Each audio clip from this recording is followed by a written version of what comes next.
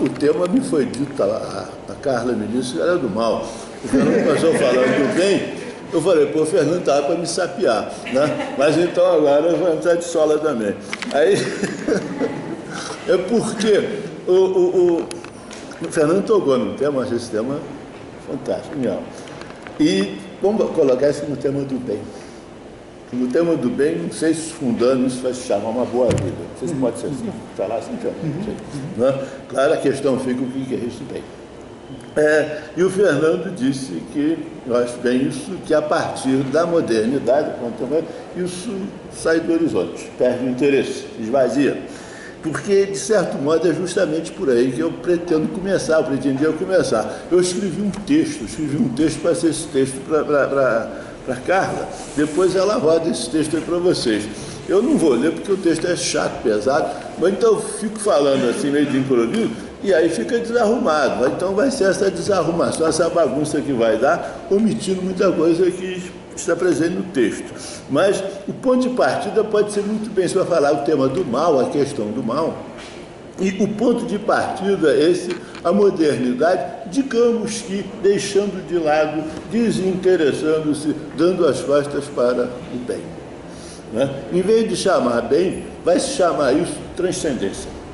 Né? Quer dizer, então a gente vai, no texto que eu posso fazer, o mal quer dizer destruição, aniquilação. É toda ação que é destrutiva, que é destruidora, que é aniquilação e que faz como ódio e desde o ódio. Isso é o mal. Fica definido. Claro, cartesiano.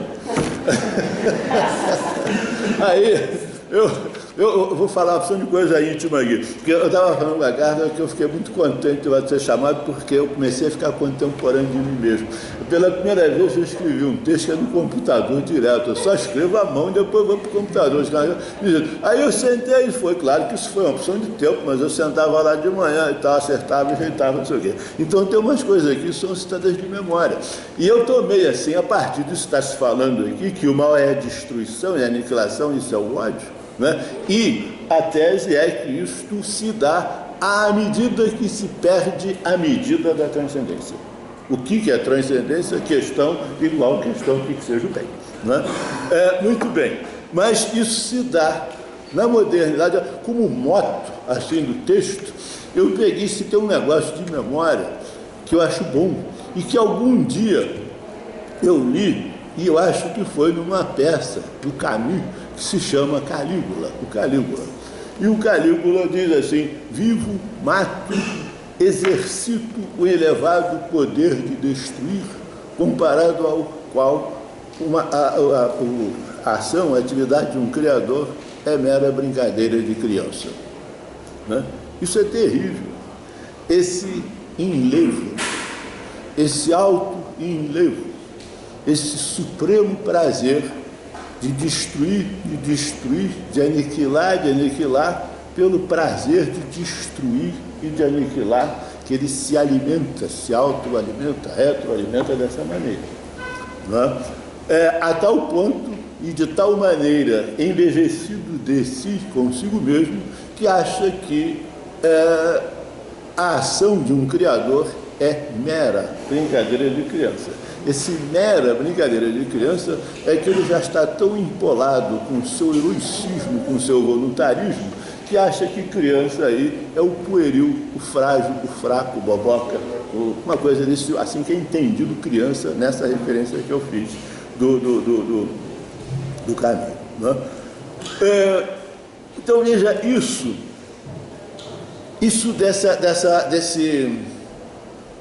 desse ódio mal, que cresce desde si mesmo, que se alimenta de si, né? Isso é que vamos chamar de híbris, de sanha, de cobiça, de avidez. E aí, isso aí, olha, fazer esse texto foi um negócio de psicanálise, anamnese, porque era retorno à infância, ou a recherche tão perdu, sei lá, porque aí me veio de memória um outro negócio, vou ficar dando exibição de memória hoje. Também coisa lá do ginásio, da antologia que eu li, que é um texto, eu li a frase, guardei a frase, nunca esqueci, que é um negócio genial do padre, era antologia de ginásio mesmo, Padre Manuel Bernardes. Já ouviu falar desse cara? Não, Padre Manuel Bernardes. E eu acho, nem sei de que obra, devia de ser uma obra chamada Luz e Calor. Mas o Padre Manuel Bernardes, nessa passagem, ele diz o seguinte, ele diz que o mundo é mar, a ambição é sede. Ele diz, não me surpreende, né? Ou me espanta, que o ambicioso não se sacie com a água bebendo do mar, porque ele diz que a água salgada não apaga, antes acende as securas. Aí ele diz assim, é impossível satisfazer, possuindo, a cobiça que nasce do possuir, ou satisfazer bebendo a sede que nasce do beber. Né? Então isso é terrível, isso. Essa cobiça que nasce desse possuir, que é a cobiça que nasce do possuir, essa sede que nasce do beber. Dogmaticamente, assim, sem muita justificativa, depois pode ter, vai ser o negócio da perda da transcendência. Isso acontece, se dá na modernidade, a partir da modernidade cartesiana, né? E em escalada crescente, né? Dessa voragem, dessa devoração. Isso acontece a partir do momento em que é dito, é definido e assumido que o eu é a substância. O eu é a substância e começa a história da autonomia da consciência e a história da autonomia do eu. Isso aí, a gente ouve assim um eco no Zaratustra do Nietzsche, ele diz assim, o deserto cresce, ai daquele que guarda em si as coisas, esconder, é guardar. Porque se esconder no alemão, a palavra quer dizer esconde e guarda, resguarda. Ai daquele que guarda em si desertos. Guardar em si deserto é terrível, porque guardar em si deserto é guardar em si a força de desertificação do deserto. É isso mesmo a sanha, a devoração, a voragem, a aniquilação, num processo crescente de igualação tudo ao eu. Isso, na filosofia, bonitamente, entendido como atividade da subjetividade transcendental que estrutura, que esquematiza, que organiza, que põe. Né? A nossa ciência moderna contemporânea, a nossa técnica moderna contemporânea é isso. Ela é isso enquanto um esquema, uma estrutura vasta de matematização do real. Essa matematização quer dizer uma antecipação do real enquanto número, enquanto quantificação, isso enquanto e como obra da subjetividade, quer dizer, da razão matemática, operando, pensando consigo mesmo. Né? Essa razão que está chamando matemática, matemática aqui no sentido de antecipação. De quantificação e de antificação, de quantificação e de antecipação, enquanto e como número. Né? Isso é que vai possibilitar cálculo. Né? Agora, quer dizer, não é que possibilita cálculo, isso já é ação de cálculo. Onde cálculo aqui não quer necessariamente dizer uma operação matemática, uma operação lógica, uma operação lógico-dedutiva, de demonstração do teorema, assim. Não, o cálculo é também isso, mas ele é, sobretudo, cálculo no sentido de, previamente, por antecipação, poder contar com. Ou seja, previamente, por antecipação, criar as condições de possibilidade nas quais, a partir das quais, o controle, o asseguramento, o autoasseguramento é possível. Isso se faz justamente à medida que esse eu autônomo, atuando, operando, enquanto e como subjetividade transcendental, eu transcendental, não é? Atua, opera, age, faz. Eu no texto, eu botei na boca desse homem moderno, né, os epítetos, né, de l'homme révolté, né, e de bípede ingrato. Né? O homem revoltado é uma expressão famosa a partir do próprio Camus, que na verdade ele pegou isso do Dostoiévski. Né? O homem revoltado é justamente, em toda a obra do Dostoiévski, os tipos, as formas, as estruturas que agem, que atuam, que operam desde como a autonomia da consciência e que nivela tudo, achata tudo, iguala tudo a si próprio, à medida que diz eu quero, eu posso, e ele é revoltado porque a vida, a existência é menos do que devia de ser e ele precisa conquistar, precisa aplanar, precisa colocar tudo sob o controle de si próprio e da sua razão controladora, possuidora, etc. Né?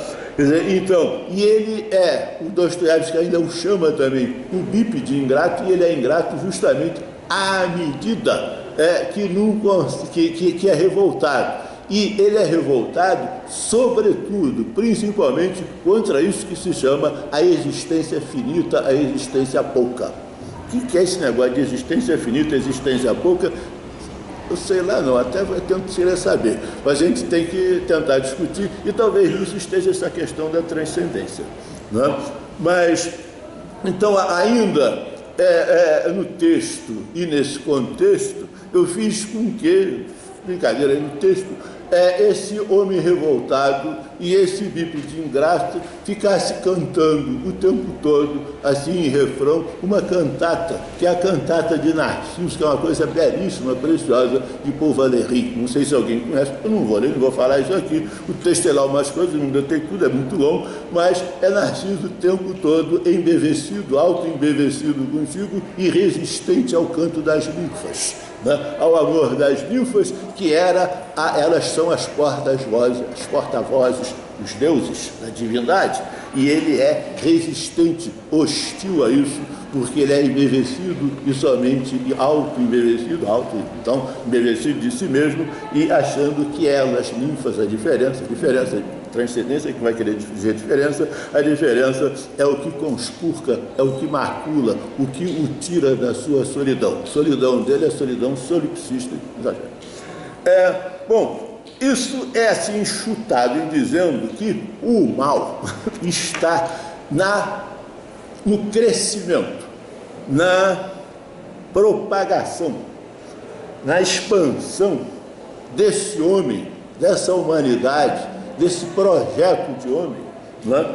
E isso se faz justo à medida que perde transcendência. Eu estou falando isso aqui como um refrão. Perder transferência, tá coisa de confessionário, né? Mas, veja só, para justificar isso quer dizer que essa perda de transcendência e a afirmação da autonomia da consciência, do eu substância, do eu subjecto, né? Para afirmar isso é preciso colocar a pergunta, é aí que só isso se justifica, essa fala, o que é o homem? O que é o homem até, né, que é o real também. Mas o que é o homem? A pergunta é assim, o homem é um animal racional? Quando esse animal racional, de algum modo, vai ser identificado na modernidade com esse eu transcendental, que atua, que opera idealmente enquanto atua e opera matemático, geometricamente, calculador ou calculativamente, assegurativamente. Então a gente diz que o homem é esse eu, ele é alma, ele é espírito, ele é consciência, tudo isso já pré-existindo, subsistindo como consciência. Ele é vontade, ele é alma. Ou será que ele é todo o contrário disso? Ou será que ele é matéria, que ele é energia, que ele é massa encefálica, sinapse e sei lá o que mais? Não é? Tudo isso é tardio. A ciência é tardia. A ciência é epígona. Nada que é originário e essencial é entendido ou entendível pela ciência. Coisa para se discutir depois, chute, tese. Mas, então a pergunta, o que é o homem? E a gente costuma dizer assim, se eu tento desenvolver no texto aí. Assim, eu escrevo, eu amo, eu quero, eu pinto, eu não sei mais o que. Então a pergunta é o seguinte, quando eu escreve, ou quando eu pinta, ou quando eu não sei mais o que escreve? O que escreve, o que pinta, o que anda. Eu digo a mão pega, né? A mão capina. Né? Quando se fala isso, quando eu digo eu escrevo, quando eu digo a mão pega, eu estou sempre entendendo, subentendendo, que o eu existe antes do escrever e fora do escrever. Isso é que diz que ele é substância. Mas não é só que ele existe antes e fora do escrever, não. Ele existe antes e fora de toda e qualquer ação, atividade possível. Como mão também existe antes e fora de toda qualquer possível atividade, mão, ser mão, pegar, agarrar, capinar, escrever, pintar, bulinar, tá? E outras coisas mais. Mão se faz mão aí. Né? Bom, mas então, como é que é essa história do que é esse eu? Eu só vou citar também, porque eu também não saberia desenvolver. O Nietzsche, tudo que eu estou falando aqui é paródia, paráfrase do Nietzsche, cópia, né? Nietzsche, Heidegger. Aí o Nietzsche tem uma passagem lá do Além do Bem e do Mal, que ele dá uma cutucada no Descartes que eu acho genial. Ele diz assim, que negócio, inventou que esse negócio, para toda ação tem que ter o autor, tem que ter uma ação. Ele diz, eu penso. Ele diz, que negócio é esse? Ele diz, um pensamento vem não quando eu quero, mas quando ele quer. Que diabo, fica mais perdido, né? Vontade, pensamento tem vontade, tem querer, que negócio é esse? Mas fica essa pergunta, diabo, o que é o homem? E como é que é essa coisa de eu escrevo, eu ando, e essa ideia presente no Jacente de que o eu pré-existe, subsiste, antes, fora do pegar, do escrever, do andar, não sei mais o que, né? A tese seria essa, de que o eu, ele não é substância em si, por si, supra e ahistórica. O eu é história. Não é que eu seja falso, seja mentiroso, não. O eu é verdadeiro. O eu há, o eu dá-se, o eu faz. O erro está na presunção, né, de querer tomar ele, que é tardio, que é derivado, que é epígono, como essencial, como fundamental, e querer medir tudo, fazer disso que é tardio, posterior, epígono, fazer disso de medida principal, radical, essencial. A verdade é que, quando se fala que escrever, pintar, mesmo capinar e mesmo, sei lá, fazer o quê? Jogar futebol, não é? Isso que é escrever, capinar, pintar, jogar futebol, não é um verbo qualquer, não é uma coisa qualquer. É tomado numa dimensão em que isso que é, por exemplo, escrever, o pintar, o capinar ou jogar, é radical. Radical, essencial, é poético. Ou seja, é uma dimensão, uma possibilidade, um horizonte de ser que se faz uma necessidade, um destino para aquele que faz. É o horizonte, a perspectiva, a dimensão na qual, a partir da qual, esse que faz, ao fazer, vem a ser o que ele é. Quer dizer, a possibilidade que será este verbo em cuja ação ou com cuja ação ele está comprometido. Então, nesse sentido, eu não posso dizer e pensar que o Machado de Assis é o autor de Memórias Póstumas de Brás Cubas.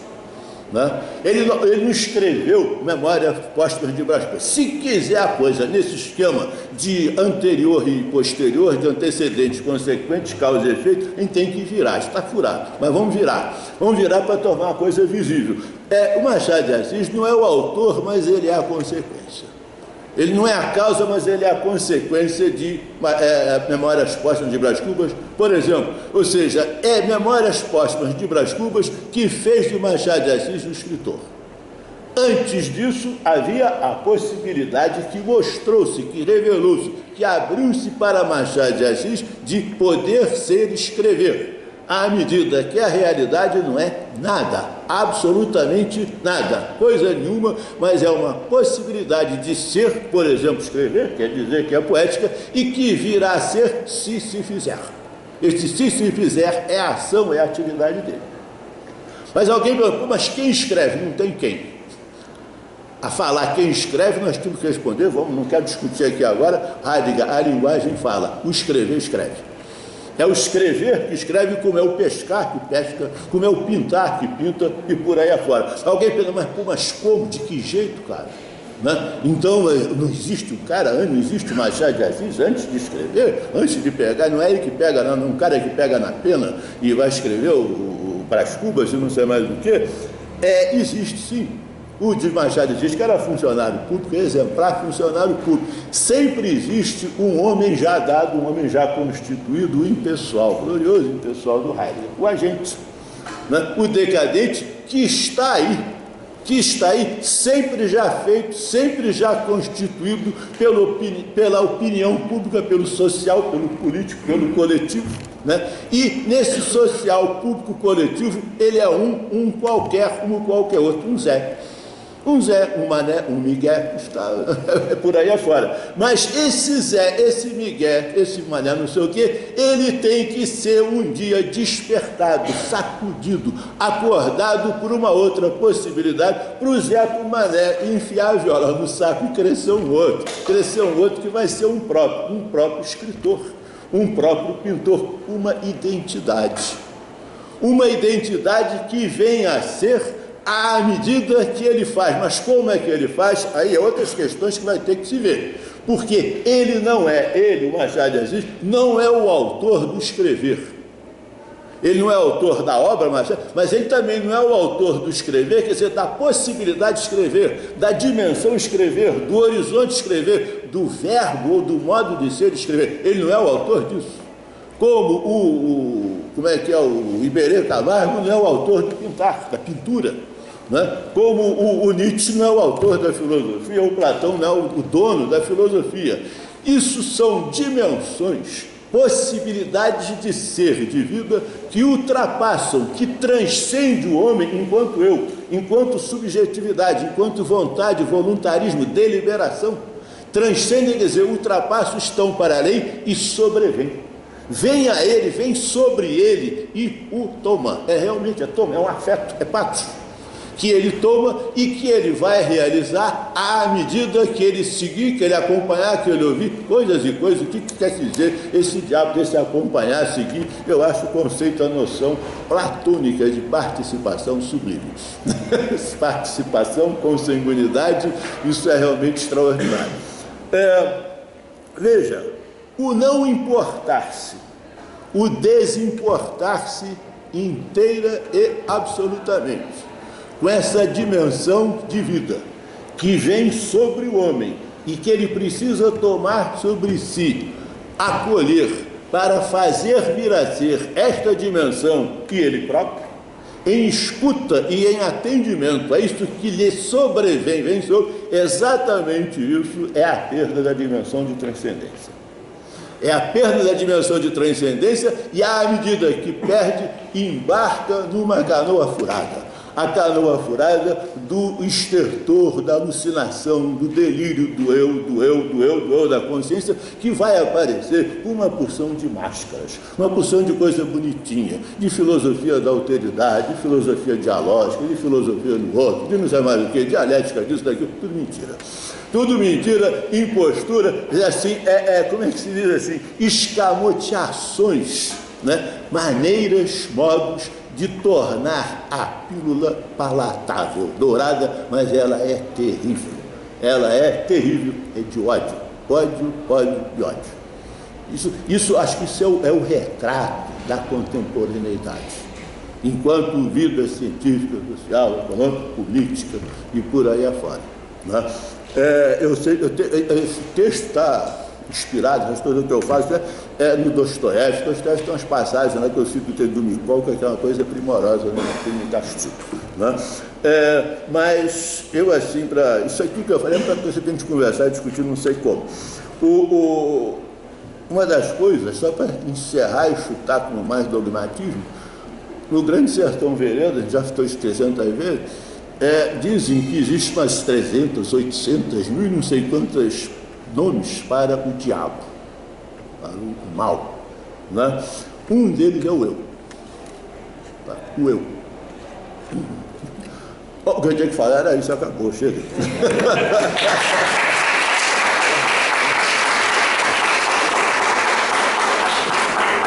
Tema para conversar com o Fernando, em que medida e como que transcendência